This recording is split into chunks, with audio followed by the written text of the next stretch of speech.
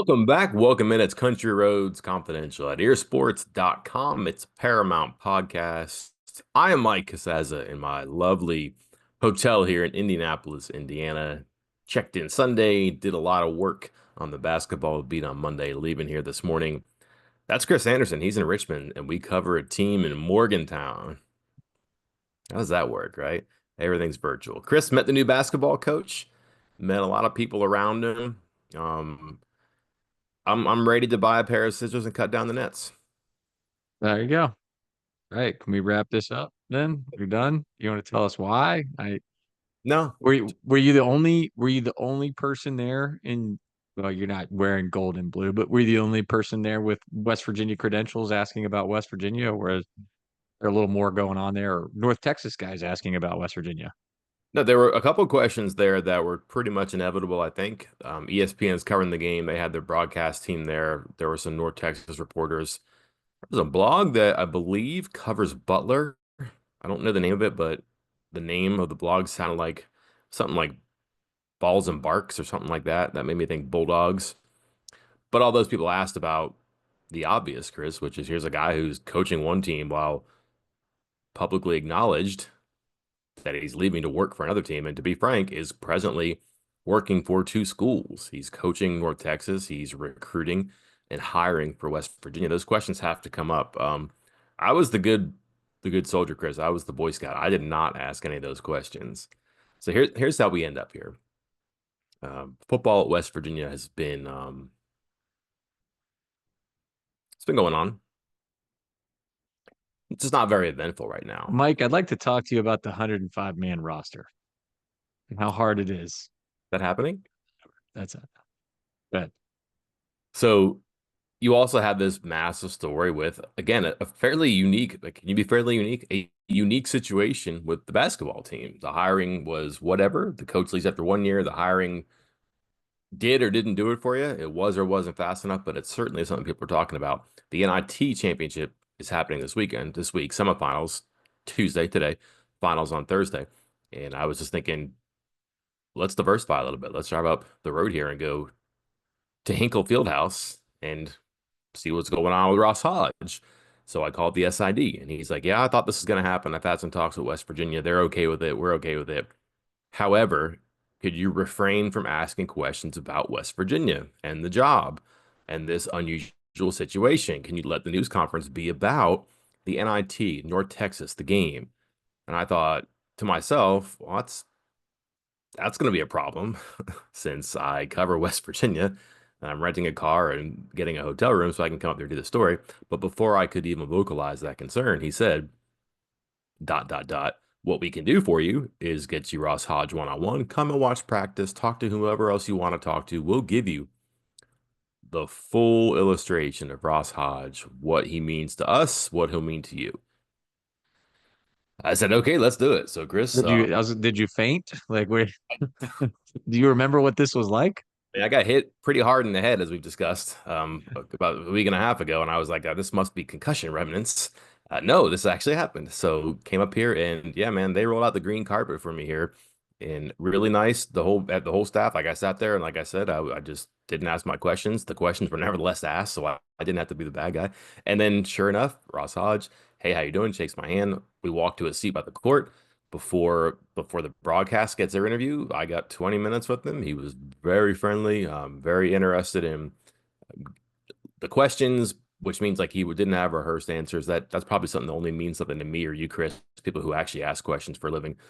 Didn't have like programmed responses, didn't have a lot of coach speech. You learn a little bit about him, what's going on, what he wants to do, where he's been in his life, where his wife is from, how a guy from Dallas who spent most of his life in Texas, why he's learned to appreciate the mountains and hiking and wilderness because he spent 4 years in Colorado.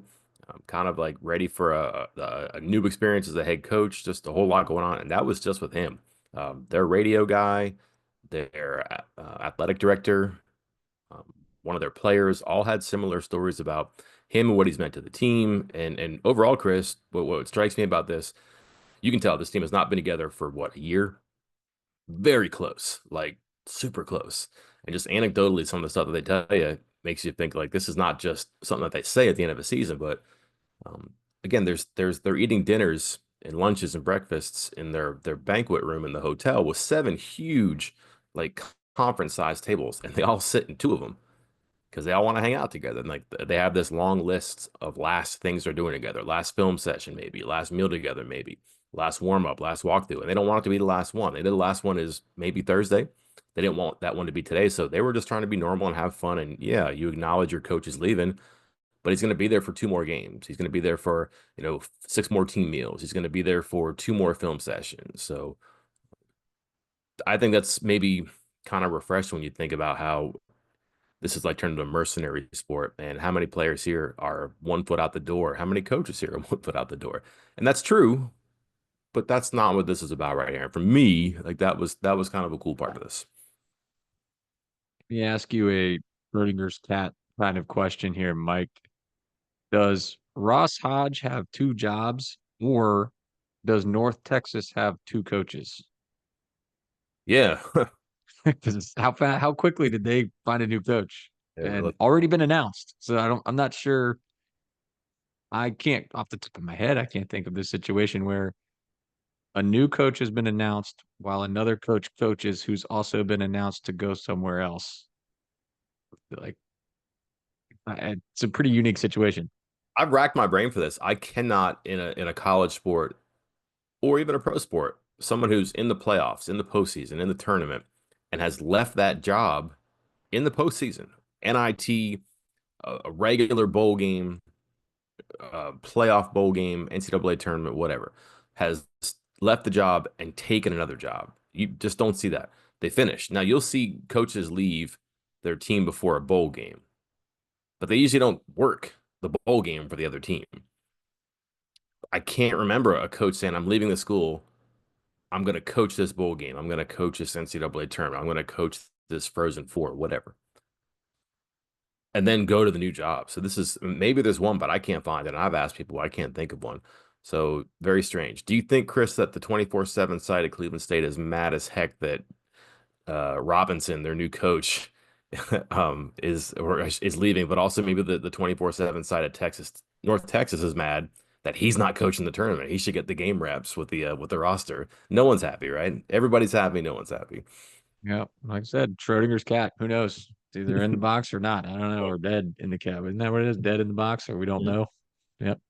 Yep. Um, so one of the stories that's up on the site right now for our VIP members was a conversation you had with him about the roster situation. Obviously, that's been a discussion on our board. Like, hey, he's coaching this NIT while the portal's open. Shouldn't he be building the roster for his next job at West Virginia for next year? That's what everyone else is doing. What did he tell you about that kind of conundrum that he's in right now? He made this very simple, very easy to digest. If he did not get the West Virginia job, he would be coaching the team today and he'd be working the portal like crazy to put together a roster for the 25-26 season. He did get the West Virginia job. He is coaching North Texas today. He is working the portal like crazy, trying to put together a roster for the 25-26 season for West Virginia. That's the only change. Now, we didn't get into this, but you and I and everybody else knows this, and Ross Hodge knows this as well. You are to some degree limited by not being on campus right now. Um, this is a contact period. You can go out and you can visit people. Players can come to campus. So there's a small window where the portal is open. Actually, can players visit campus right now for basketball? They are actively visiting right now. Yes, Okay, yeah. So that's a squandered opportunity. Chris, there are people who could do that on campus. There are. There's an athletic director. There's a sports administrator who's like a deputy athletic director.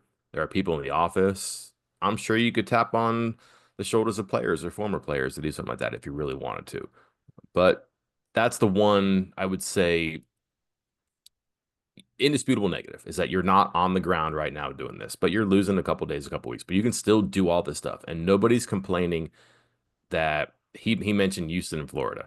All right, that's a bit of a reach. I'll get that. But like his point is that what he's doing right now is not entirely different than what Houston or Florida are doing in their Final Four. They're coaching the team, preparing for games, but still working the portal. So he's been doing that. Told me that he's talked to the current players, people who have been in the portal. I've heard from different people that he has done some work with the players in the portal and some of the recruiting class. So yeah, you're trying to mend bridges, or maybe in his situation, build bridges between the current and prospective roster and him and his West Virginia program. And they are notably out talking to players. Like you could search Twitter and find out there's players talking, that they're talking to players in the portal. Chester Frazier, we connected in the story. There are quotes where he does say that we at North Texas, we have been working the portal trying to build a roster for 25, 26. So that tells you two things. One, some of the staff, Hold on, Mike. Sorry, I don't mean to interrupt. Can you go back to where you started to say Chester Frazier and repeat that? Because I don't know if it was just my audio that went out or everybody on the podcast and the video there. You started to say yes. Chester Frazier's name and then it went out on my end. Maybe everybody else is just going to hear it twice, but I didn't hear it. Sorry. So Chester Frazier has reached out to players in the portal on behalf of West Virginia. That has come from players who have heard from West Virginia. Chester Frazier is the one who's called and expressed interest. What does that mean? That's a whole other story. That's a whole other conversation. We could even get to that, Chris. But also, Hodge told me that, and he said this, we in North Texas have been doing the same. We've been working with players in the portal, talking to them. And again, you can see this right now. There's a lot of players who have said they've heard from West Virginia. So you can put a couple things together here. One, that Hodge is on on the prowl for West Virginia. And two, there are some people, most people on this UNT staff who are going to make the trip with him to North Texas. Will Chester Frazier have a spot? That's a big question. We have some intel on that. Don't have confirmations, but he's got options. How's that? Well, I mean, again, to your point, there's a lot of people that can do the contacting. Like Ross Hodge does not have to be, and in most cases, the head coach is not the first point of contact with these transfers. Might not even be the second point of contact with these transfers in the game of basketball. It's usually, typically, maybe a general manager, director of scouting, director of recruiting, and then an assistant coach. And then you get to the head coach. Maybe not even talking to the head coach until you get to a visit. So him not speaking directly to players at this point in time is not that wild. Um, a somewhat similar situation to your point about, hey, there's guys that are just not on staff that can host these visits. I told the story on one of the podcasts several months ago after Neil Brown had been fired, and even before Neil Brown had been fired, that there was an away game where West Virginia was trying to get you at the time UNC commit Julian Horton on campus for a visit. And they were trying to figure out when to get him up, how to get him up. And the only official visit they could work in was when West Virginia was away at Texas Tech. So in your mind, you're like, hey, all the coaches, all the players, they're gone. How are you hosting a visit? Well, director of scouting Trey Nair was going to stick back. Director of on-campus recruiting Taylor West was going to be there. And then the players who were not traveling, say some redshirt freshmen who are typically tend to be hosts for these official visitors, were still going to be back because they weren't on the travel roster. Um, and they were going to host it. Now, granted, they just ended up getting them up another time, but was the plan. So it's not crazy to think that they might do that. There might be a player or two or a couple staffers there on campus to host players even before Ross Hodge and the rest of his staff get there. That But nine? Oh, sorry. Go ahead. no, but I was gonna say, but circling back to something else you're talking about there, Frazier, like, is he currently working for West Virginia? Like, I mean, as of now, it seems that way. You noted a couple of the transfers that are talking to players. We've heard about interest from other schools, and we can talk about that in a second. But we also know the situation back with the football coaching staff, where athletic director Red Baker said, "Hey, these guys are going to continue to work as if they are going to be here forever, and we're going to continue to honor their contract. They're going to continue to do their job." I would assume it's the same way with the basketball coaches as well. Yeah, smaller office for sure. But I mean, some of their main recruiting people, I guess there's one staff member who's probably still plugged in. I don't know what Tom Ostrom's doing. I think that he is yet to, or will soon have a conversation with Hodge about what's going on. Frazier definitely has had conversation because he has interest. He came to West Virginia from Illinois, but he left a good situation at Virginia Tech. I believe he's the associate head coach there. He really likes Mike Young. Mike Young fired two assistant coaches this year and needs to save his job. So there is from our end and from the Virginia Tech end, the reporting, there's interest. There's a strong possibility that he ends up back at Virginia Tech. And not that that's his preference and not that Ross Hodge doesn't want him. Like Ross Hodge really likes the staff. Like the staff he has in North Texas, he had for 2 seasons, and they've done some good things there. And he's had a strength coach, and even the 5 assistants this year. They went from 3 to 5 last year to this year, but the 5 assistants, the fourth and fifth, were in the program last year and off the court roles. Now they're on the court assistant coaches too. He likes that staff, and it's this is if he does not keep Chester Frazier, it's not that a new coach doesn't want to have Chester Frazier as much as a new coach wants to do this with players, excuse me, with coaches that know what makes him tick and that can really expedite this transition because in every sport now with the transfer portal and the way rosters are paid for and constructed, there is an expectation for immediate success. When you look at what Darren DeVries did last year, minimal carryover. What, 2 guys, Cavell Witter and Nick Norton? Right. Over, Chris. They're going to have more than 2 assistants from this North Texas staff here. And that just means, again, well, there's room for 3 for Chester Frazier. Sure. Does Frazier want to be the third, the fourth, the fifth assistant? Is that in his best interest? Or can he go to a place that he knows very well in Virginia Tech? That's the decision here. And I would be surprised if we don't know something before too long there. Um, Found it interesting that I was trying to look through their roster, North Texas roster, about the number of guys eligible. And again, we talked about this in our rapid reaction pod that some fans have pointed out may have been too rapid. I don't know. You and I can record a 20-minute podcast in 4 minutes. I don't know what everybody's talking about. Um, a lot of turnover on that roster, a lot of turnover the year before. And I think that was one of our points of why this could be or how he's shown signs of the potential to be a successful coach at this level, given the era of the transfer portal. Rebuilding your roster on a fly each and every year, which he's done both years at North Texas. This year's roster having, I believe, the year before, all the top 7 guys all gone, still coming back, winning 27 games, still going in the NIT tournament. He's going to have to do a similar job at West Virginia. Could there be some guys that come from North Texas with him? I know, Andrew wrote a story on that. I know we've kind of poured over their roster. That's the first way, and let's say it's easiest. I mean, that's just a logical place to look. Like when a coach comes from, say, a mid-major to a major school, what if a good player at the mid-major is ready to make that leap too?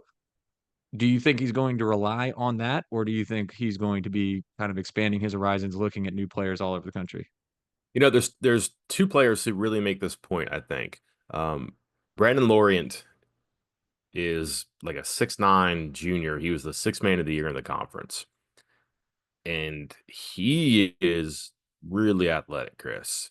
Like his game might need some tweaks here and there. He might not have the same numbers, but he can hang in the Big 12. I don't think there's a question about that. So there's a guy that just profiles as a transfer portal player. Let me transfer up to the Big 12 and see what happens. And I believe he's from Orlando, Florida. So there's some logic to that, I guess, right? And he knows the coach, and maybe he goes from 6 man to starting lineup. Makes sense, right? And then their point guard, Jasper Floyd, he's been 4 schools in 4 years, Chris. So you're like, wait a minute, he doesn't have any time left. One of his schools is a junior college. So he has the year left. And that's a guy who's played a lot of basketball, but also a guy who just kind of runs things for them. And you just watch him in practice, and you can tell like the team gravitates around him. And Aiton Wright too, who that's a name we know pretty well. He doesn't have any eligibility left, but you can kind of tell there are some voices, some personalities that you fall in line with, and he's one. And why wouldn't that be the case at a new school? So I could see those 2 being as ones that profile there too. That would just make a lot of sense. Beyond that, I think it'll be interesting to see what happens. If he needs guys, he probably has them. They have 9 players who have eligibility left. They're not all scholarship players. They're probably not all Power 4 conference players. So he probably has to be picky there too. They really only use 8 guys on this team. 6 of them are seniors. 5 of them are out of eligibility. So there's not a whole lot of like proven, youth that he's like, yes, absolutely bring that guy with him because I know what he can do. So it'll be an experience for him, I'm sure, to put this together. But just watch this though, because talking to their radio guy, their AD, and some people who've been around this team that I just met today, what Grant McCasland did and what he's done is they look for players who have been in a lot of games and have been in the postseason and have played minutes and have won. So is this a situation for young guys where a new coach can plant his seed and grow, develop, and mature over a number of years? It is. Is that what's going to happen?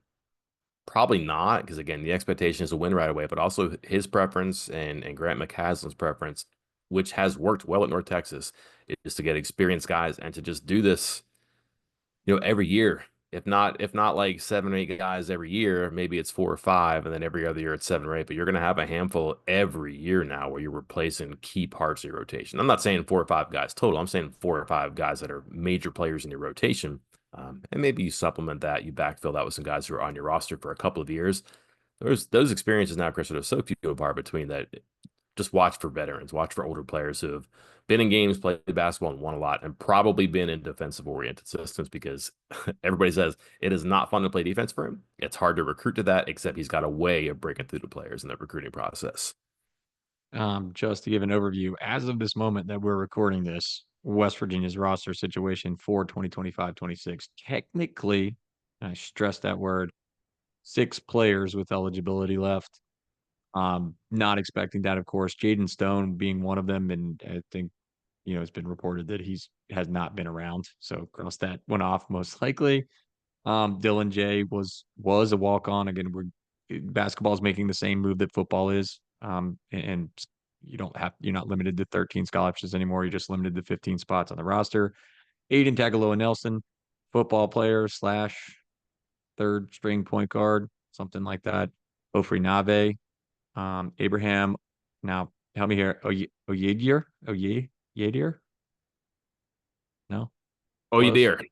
Oyedir and Harris Alezovich. So really, we're talking 3 scholarship players, 2 of which redshirted this year because they weren't ready, and a third whom didn't see much playing time, but then also knew that he had in his back pocket 1 more year of eligibility for the same rule that you mentioned earlier about the junior college, because it does pertain to Canadian colleges and universities as well. So he's got 1 more year of eligibility. And do we assume that Ross Hodge is working on some of the players that have left the team or entered the transfer portal? They have not yet committed anywhere other than Tucker DeVries. I'll double check this as you're answering here, but I don't believe anybody else has committed to another program yet, so they are still eligible to come back. And same goes with the recruits who signed their national letter of intent, all 3 of which asked to get out. But Braden Hawthorne, who publicly said at the time that he asked out, he was leaving open the possibility of returning. The other 2, no mention. Mike, what are you hearing on that? Yeah, Kevin Odie, I think, is probably out the door. Trent McLean, I think a lot of people think is also out the door. Those are 2 California guys that were staff recruits. Um, Staff isn't here anymore, so that's going to be tough. Hawthorne's interesting. I wouldn't cross him out. I wouldn't say it's likely, but I wouldn't cross West Virginia out there. I think that certainly Hodge will give him a chance. We'll see if that's reciprocated, but there is interest there. I'm sure there has been or will be contact there. That just makes sense. The players in the portal, I mean, he told me that he's talked to the players who are in the portal. They have good young players in the roster, and they're working on talking to them and having connections with them. That seems to me like he's tried to reach out to Hansberry, to Harris, to Jonathan Powell.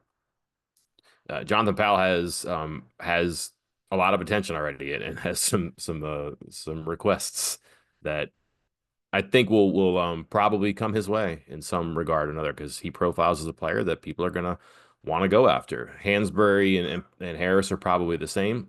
Does that have to do with Chester Frazier? Maybe. But do they want to go merely where he ends up? Are they looking out for themselves here, what they want to do best? And in that regard, if again, just to continue our conversation here, Chris, if he goes to Virginia Tech, are these guys going to go play at a what was a lower tier ACC program the past 2 years. Is that what they want to do? Do they want to move up to a higher tier program in a major conference? And is that attention there? Hansberry and Harris probably have that in some regards somewhere. Can they be taught in this thing? And frankly, press and reset again at this stage of their career. Like they did it last year, they're doing it again this coming season. That's a tough ask. But when you back up, Chris, they're resetting anyways because they're starting in a new conference and a new school if they do make that move. So I think that gives West Virginia a chance on its own. They could stay or they could go, obviously, but one is not that much different than the other. They're going to be in a new situation. They're not going to be high up on the ladder, but they'll be restarting here in Morgantown higher up on the ladder. So those things kind of level out a little bit. Anything else you want to share about your trip to Indianapolis other than, you want to come clean about what you expensed at St. Elmo's Steakhouse? I'm just looking for the cocktail sauce. That's all. I did not go there. The shrimp cocktail is out of my per diem. Um, I always negotiate PTO over per diem because I don't travel too much because my travel is my time on vacation. Uh, I just think it's striking, Chris, that we all came into this thinking, wow, this is so weird. And the people who didn't think it was weird were the people in the middle of it, which was like kind of unique to me. And then just a really popular guy around there. And everybody says he's very process driven, very detailed, which that's obviously coach stuff, but just the anecdotes they have about it. For example, if you're watching film and a guy gets fouled and goes down and only one or two guys go to pick him up, well, he points out the other two guys in the court who didn't go and pick up their teammate. Um, he gets on the bench at halftime if they haven't been loud enough and celebrating enough. Just things like that, like anecdotally come up because people really like him. And those are things that they want to share about what he's like and what he's meant to the fun they're having. Like this is a team that just has fun. Like this could be a weird thing. It could be like you could have, sad music playing everywhere they go, but they're pretty happy with this. I don't know what'll happen tonight if they play. I don't know what happened Thursday, but you kind of get the sense that everybody here is pulling in the right direction. No one's wandering. Nobody's 1 foot out the door, including the coach, and that's a positive thing. But that probably is top down too because he knows he's leaving, but he hasn't really let on to that, and it's a good thing for management of a program because he's familiar with this. Like he's moved around jobs a little bit. He's also flipped over rosters a bunch from junior college. And what's funny, that what used to be a frustration, having to do that every year, that's kind of a luxury for him right now, too. And that kind of sets him up to be, if not successful, at least familiar with it and know that path to success, which should excite, at least intrigue West Virginia fans. All right, Mike. Well, I think the fans appreciate you heading out to Indianapolis, getting this scoop, exclusive interviews, all this good stuff. Now you got to get back home because it's spring showcase time. You have to go watch some guys punt the football and catch it one-handed, or have an offensive lineman catch a pass, or something. I don't know. We'll Do we see. have any details on this yet? Because I saw the media schedule and it says like Saturday, 1 p.m.